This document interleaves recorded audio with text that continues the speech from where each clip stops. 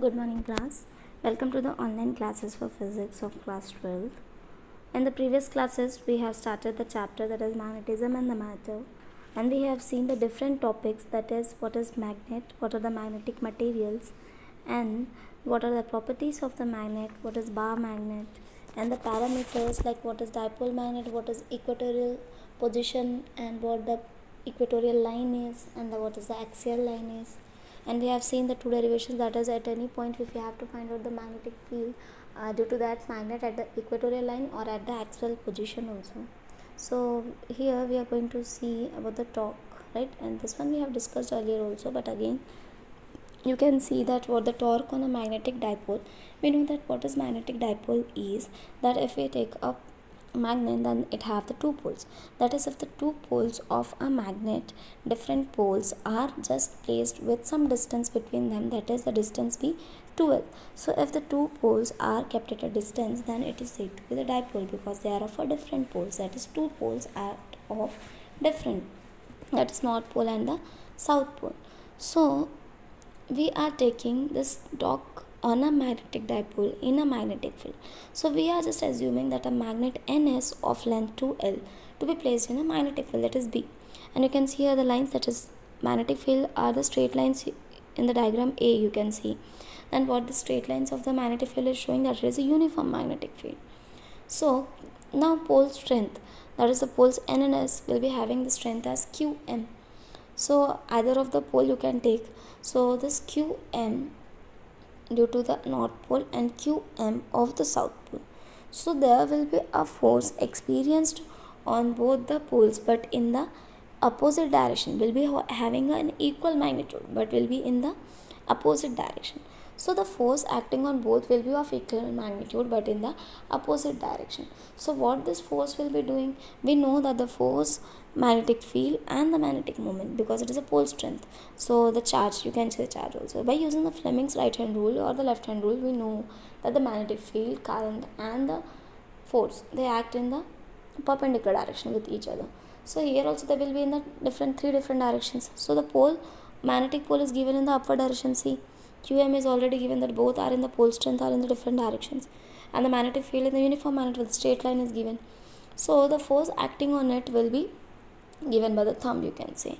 So I'm just moving it, there will be a two equal and the magnitude forces equal magnitude, but in the opposite direction. So these opposite direction of forces with an equal magnitude will try to move this magnet in the direction. So they will be try to rotate it.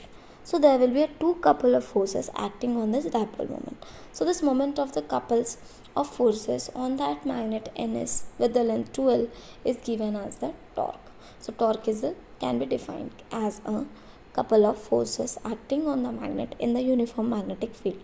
So it is given as, how the force can be given as, that is a force acting on the poles of the magnet multiplied by the perpendicular distance, that is distance from the uniform magnetic field, that is it will be given as a perpendicular distance. So what is the perpendicular distance will be equal to that? We know that 2L, right? 2L is the length of the magnet, or we have taken this dipole magnet to be separated by the length of 2L. So this 2L, it's the horizontal and the vertical component we can take, that one will be sine cos theta, 2L sine theta, and one will be the 2L cos theta. So I'm taking the perpendicular distance, we will be taking the vertical, so it will be 2L sine theta. So on multiplying this 2L sine theta to the dipole moment or the pole strength will be given as Qm, and the magnetic field, that is QB. So it will be QB into 2L sine theta. Now what this magnetic field and the dipole moment, that is Qm pole strength, will be given as dipole moment. So it is M. So it can be given as MB sine theta. So torque can be defined as MB sine theta. It is a formula which can be used in numericals also. So it will be MB sine theta, that is M cross B, because sine theta is used for the cross product. So that's why. The direction of the torque can be given as a right hand thumb rule which we are using. So that also can be used, or can be used as a right hand screw rule also. So therefore the torque is to make the magnet align itself parallel to the magnetic field B. So both the force are what they are trying to, that is if we talk about the force on the upward direction, they are trying to move it in the direction of the magnetic field. So to bring it, they will try in the one direction, and the other will also try to make it in parallel to the magnetic field. So both there are two forces acting on its end. So that is a two parallel force but acting in the opposite direction. So these couple of force was said to be the torque, which is given by tau. So when this magnetic force, that is torque acting on this dipole moment, will be maximum, that it is a maximum on sine 90. That is, if you take the theta equals to 90, then in the perpendicular direction the torque will be maximum, because sine 90 will be 1. So it will be equals to torque equals to tau is equals to m cross b. If you take it as 0 degree or 180 degree parallel condition, then it will be 0, because the torque is trying to make it in the parallel direction to the magnetic field. If it is from initial itself, it is in the parallel direction, whether the torque will be acting on the body. So there is no need of the torque. So we can say that the torque will be 0. So if the theta is 0 degree, then sine 0 will be 0, and we will get torque tau is equals to 0. So that is the torque acting on the body will be of no use. So from here you can say that the dipole moment is m and the magnetic field is b. So torque can be defined as m into b, that is m cross b. Okay, now we will see what this potential energy of the dipole in the magnetic field. Right? Magnetic dipole is taken as two poles of magnet with a distance separated by a distance 2l is taken as a dipole moment. So what is the expression for the potential energy? Now we have seen that potential energy can be defined as a work done per unit charge. This is the potential energy. But here, work done in turning the dipole can be said as a potential energy. So how can we define it as? That is, work done in turning the dipole through an angle theta is given as tau d theta. Because we are already, torque is a force which is allowing to rotate in the direction parallel to that of the magnetic field. So it wants to bring that magnet in the parallel direction of the magnetic field. So it will be tau is mb sin theta, tau is equals to mb sin theta. So we know that whatever the force required to move it, that is tau d theta, will be equals to tau mb sin theta, and d theta will be for the force. So it will be t theta, tau d theta will be equals to mb sin theta d theta. Okay, and what is tau? It will be mb sin theta. So these both equations are given for the potential energy. And what the potential energy is, that is, a work done is always stored as a potential energy. So it is given with the letter u, it is denoted by the letter u. And when the torque is equals to mb sin theta, the tau is equals to mb sin theta. So whatever the work required, that is dw is given us. So on integrating this, we can find out the work done. That is from theta 1 to theta 2, because it is change in the angle, that is work done in changing this angle, that is with an angle theta. So what this will be given as, that is tau d theta, that is from theta 1 to theta 2, which will be mb sin theta d theta. What is sin theta d theta? That is integration of sin theta will be taken as cos theta, but will be negative, that is minus cos theta, and the two limits will be from minus theta 1 to theta 2. So on putting this lower limit and the upper limit, we will be getting cos theta minus cos theta 1, that is cos theta 2 minus cos theta 1, and negative sign will be there due to the cos theta. So the work done will always stored in a form of a potential energy itself. So u will be given as minus mb cos theta 2 minus cos theta 1. Now if we say that the dipole moment is directly proportional to that of the magnetic field, so we will be taking theta 1 as 90 degree and theta 2 will be taken as 0 degree or theta. So on taking this value, we can say that the potential energy u will be equals to minus mb cos theta, that is only it will be equals to minus mb. So only we can say that the potential energy will be maximum only when the magnetic field and the dipole moment are anti-parallel to each other. So parallel there will be 180. So anti-parallel there will be minus sign is given. So there should be anti-parallel to give the maximum potential energy. Now we are seeing that the current loop as a magnetic dipole. We are taking a current loop, that is a current carrying loop. If we want to make that it as a magnetic dipole, now what is the dipole moment for it?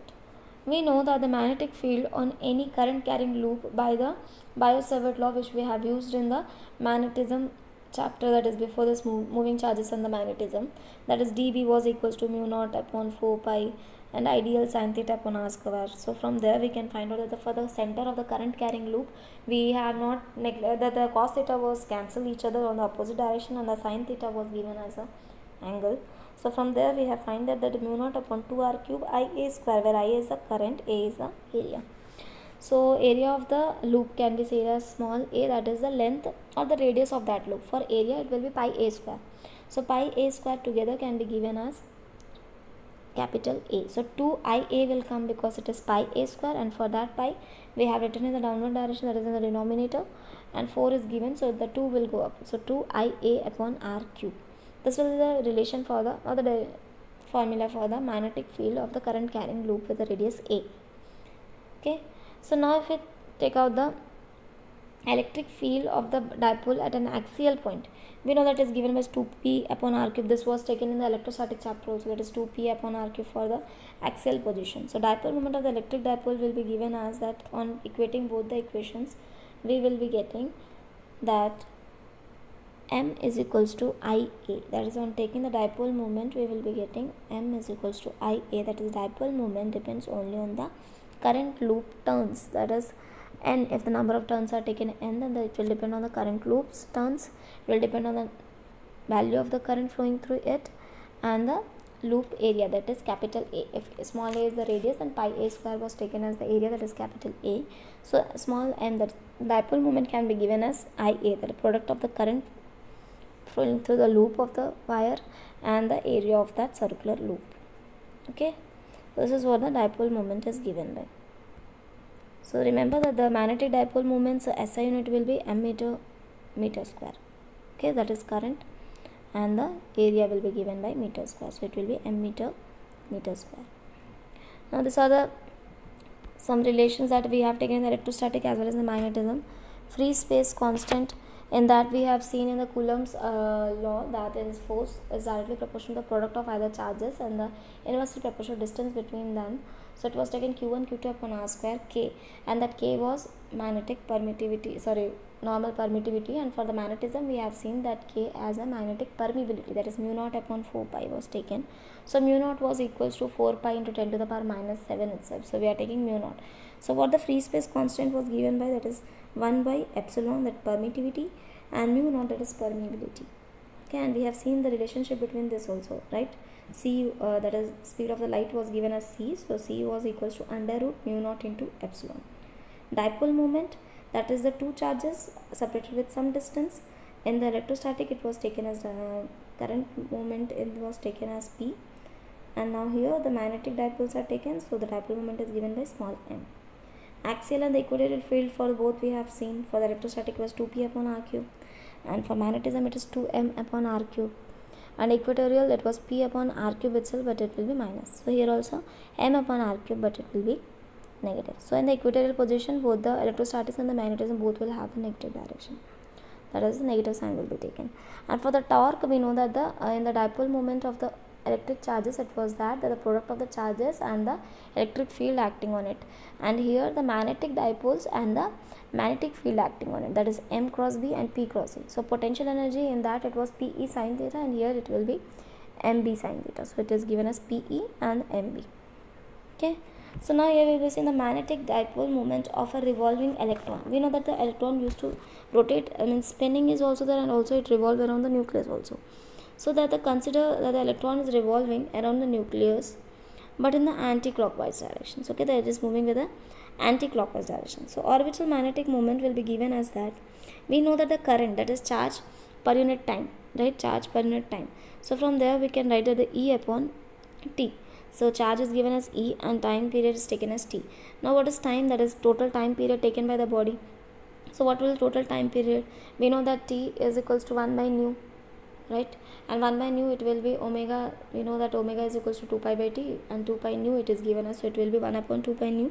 So from there it is moving in a circular direction, so it will be taken as 2 pi r upon nu.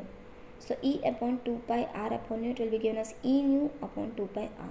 So this is what the equivalent current for the electron moving in a circular loop, that is it is revolving around the nucleus and rotating, that is spinning with an anti-clockwise direction.